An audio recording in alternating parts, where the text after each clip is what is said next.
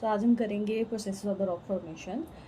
Basically 3 types के rocks होते हैं, igneous rocks, sedimentary rocks and the metamorphic rocks.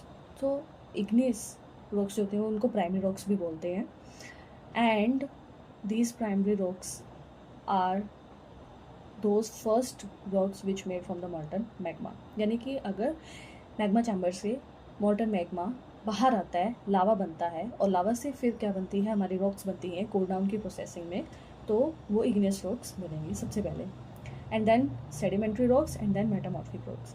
And metamorphic से igneous, metamorphic से सेडिमेंट्री, सेडिमेंट्री से मेटामॉर्फिक, सेडिमेंट्री से इग्नियस रॉक्स भी बन जाती है, and this is the rock formation cycle. So we will do it in the next video, but in this video we will learn कि igneous rocks की formation कैसे होती है individually, sedimentary and metamorphic की individually कैसे formations होती हैं, and इनकी processes क्या क्या हैं, and इनके types कौन कौन से हैं। तो फर्स्टली हम करते हैं igneous rocks।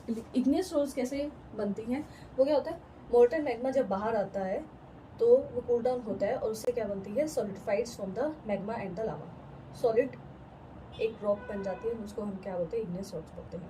एंड ये बेसिकली जो उनकी प्रोसेसेस होती हैं वो बेस्ड ऑन द टेक्सचर होती है, और टेक्सचर किस पे डिपेंड करता है, वो करता है साइज पे डिपेंड करता है, अरेंजमेंट ऑफ द ग्रेन पे डिपेंड करता है, एंड फिजिकल कंडीशंस पे डिपेंड करता है। तो फिजिकल कंडीशंस में कूलिंग हम कैसे और किन किन कंडीशंस पे होती है। First of all the cooling अगर स्लो हो रही है, बहुत ज़्यादा स्लो कूलिंग हो रही है, स्लो कूलिंग बाहर तो नहीं होगी, क्योंकि बाहर क्या होते हैं, एजेंट्स होते हैं, एक्सोजीनियस एजेंट्स होते हैं, जनरेशनल एजेंट्स होते हैं, जो कि ईजी एंड क्विक कर देते हैं हमारी कूल डाउन की प्रोसेस को। तो बेसिकली इट्स कहाँ भी होगी, वो डेप्थ में होगी, यानी कि इनसाइड द मैग्मा चैम्बर्स। तो वहाँ पर कैसे ग्रेन्स बनेंगे, वेरी लार्ज ग्रेन्स। लेकिन अगर सडन हो रही है तो वो सरफेस पे होगी, यानी कि यहाँ भी होगी, बाहर होगी वोल्केनिक इरप्शंस के बाद। तो वो smooth and this is the smooth and small जो वो ग्रेन बनाएगी। एंड इंटरमीडिएट, यानी कि यहाँ पर अगर बहुत ज़्यादा अगर मतलब काफ़ी टाइम से इतना ज़्यादा मैग्मा जो है वो बाहर नहीं आया, बहुत ही स्मॉल अमाउंट में मैग्मा आया, और मैग्मा ओपनिंग जो है वो बहुत दूर है मैग्मा से, तो वहाँ पर इंटरमीडिएट साइजेस के रोड्स बनने स्टार्ट हो जाएंगे। And these are the rocks, granite, gabbro, pegmatite, basalt, breccia and tuff. Breccia and tuff जो होते हैं वो वोल्केनिक ऐश, यानी कि यहाँ पे जो क्लाउड्स क्रिएट होते हैं और वो जब सेटल डाउन होते हैं तो वहाँ पर क्या बनती है, ब्रेसिया बनता है वोल्केनिक ऐश से, एंड टफ भी ऐसे ही बनता है, बस इनके क्या होता है, फिजिकल कंडीशन को थोड़ा डिफरेंट होता है। एंड सेकेंड जो आती है वो हमारी आती है सेडिमेंट्री रॉक्स। तो सेडिमेंट्री रॉक्स बेसिकली कैसे फॉर्मेशंस होती हैं इनकी, deposition of fragmented rocks bye exogenous processes. Exogenous processes basically क्या होती हैं, एजेंट्स होते हैं, जैसे कि weathering and geomorphological processes, rain and cyclones and etcetera, right. तो इसकी जो बेसिकली जो फेमस प्रोसेस है वो है लिथिफिकेशन। लिथिफिकेशन क्या होता है, डेनुडेशनल एजेंट्स, यानी कि एयर, वाटर,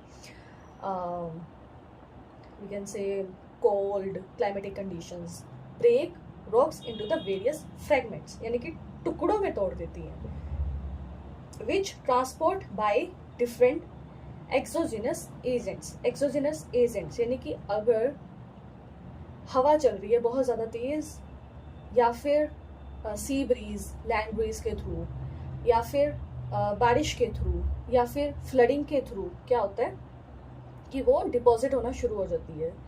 या फिर आउटवॉश प्लेन्स हैं तो उनमें क्या होएगा कि ये वाला ग्रेन्स है जो बहुत ज़्यादा तेज़ हवा आई तो यहाँ पर ये डिपॉजिट होना शुरू हो जाएंगी, और ये क्या होएगा, ऊपर से आएंगी, ये ऊपर से आएंगी, ये ऊपर से आएंगी, तो नीचे वाला कॉम्पैक्ट होना शुरू हो जाएगा, यानी कि दबना शुरू हो जाएगा। तो उस दबने से क्या होएंगी, सेडिमेंट्री रॉक्स जो होंगी वो बनना शुरू हो जाएंगे। और सेडिमेंट्री रॉक्स में एक से ज़्यादा टाइप्स के मिनरल्स भी यूज हो सकते हैं। So there are basically 3 modes of formation, chemically, organically and mechanically.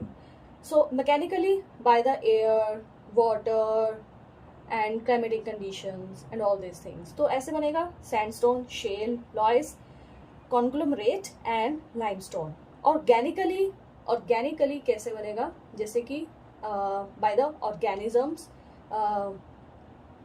Bye by some microbacterias and everything.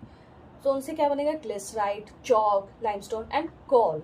कोल आपको पता है ये कैसे क्रिएट होता है ऑर्गेनिकली, कि वो बीनीथ द मोल्टन मैग्मा, उसमें plants, dead plants and dead animals की जो बॉडीज़ हैं वो बहुत ज़्यादा लॉन्ग टाइम तक ऑर्गेनिकली डिकम्पोज होती रहती हैं, तो उससे क्या बन जाता है, कोल क्रिएट हो जाता है।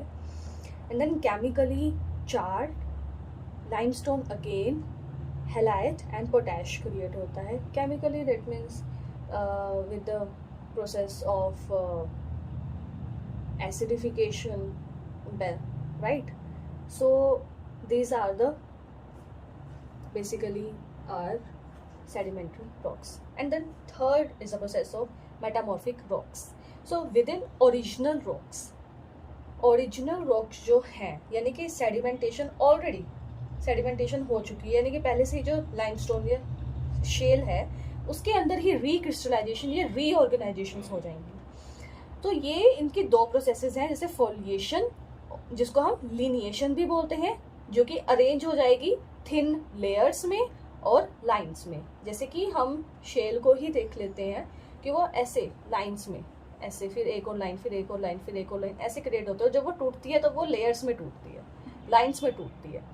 और बैंडिंग क्या होती है, minerals of different groups arrange in thin to thick layers appear in light and dark shade. यानी कि एक से ज़्यादा जब मिनरल्स जो है वो ऐसे बेंड हो जाते हैं, एक दूसरे के साथ चिपक जाते हैं, तो और वो थिन और थिक लाइंस में, यानी कि कुछ मिनरल्स होंगे जिनकी डेंसिटी बहुत ज़्यादा थिन होगी, तो वो क्या होंगे, वो पतले हो जाएंगे, जिनके थिक होंगे वो मोटे रह जाएंगे, तो उसमें लाइट और ब्राउन शेड्स की जो लेयरिंग है वो आ जाएगी, तो उसे हम क्या बोलते हैं, उसे हम बेंडिंग बोलते हैं। एंड देन मेटामॉर्फिज्म की, यानी कि process of making the rocks, metamorphic rocks. So these are the two types, dynamic and thermal.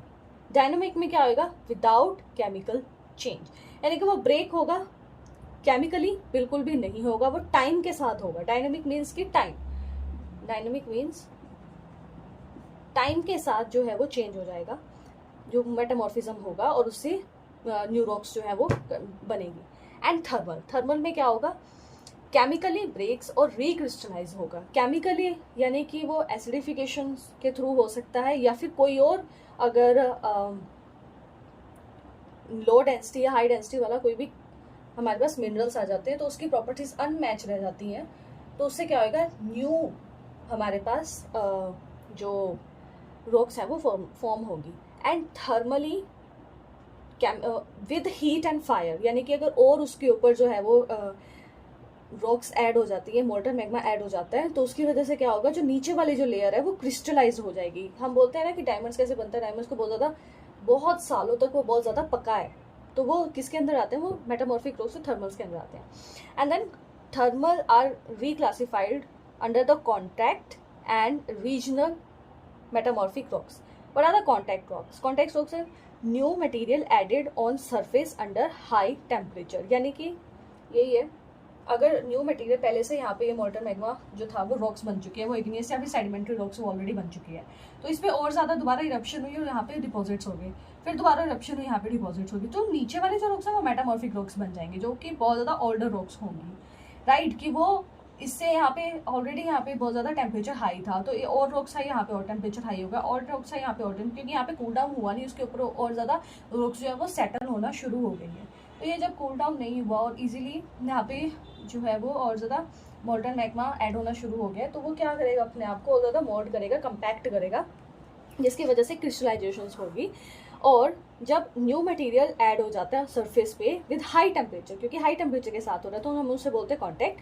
But जब हम tectonic sharing together with high temperature और प्रेशर, जब जो होती है मेटामॉर्फिक रॉक्स से यहाँ पे है, और ये टेक्टोनिक प्लेट्स हैं और ये शेयर करती हैं आपस में, यानी